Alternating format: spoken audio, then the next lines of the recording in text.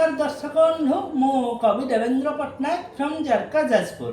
आज मु आपण मानू शुणाइया जाऊँगी मोर एक स्वरचित कविता जो कवितार शीर्षक गणेश भसाणी।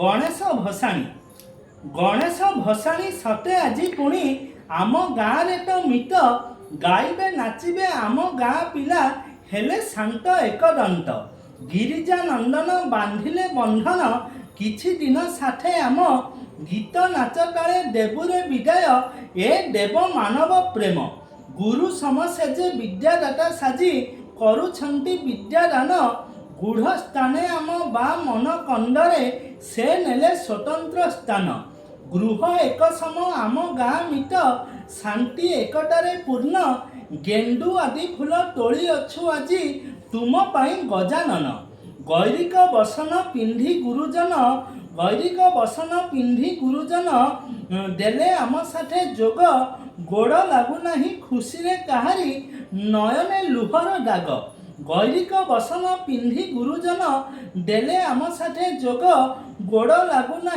खुशी रे कहारी नयने लुहर दाग गौरी नंदन तुमरी भसाणी जीवंत मरण आम गौरी नंदन तुमरी भसाणी जीवंत मरण आम गाँ को आमर आर सन पुणी आसब नैन प्रेम गाँ को आमर आर सन पुणी आसब नैन प्रेम।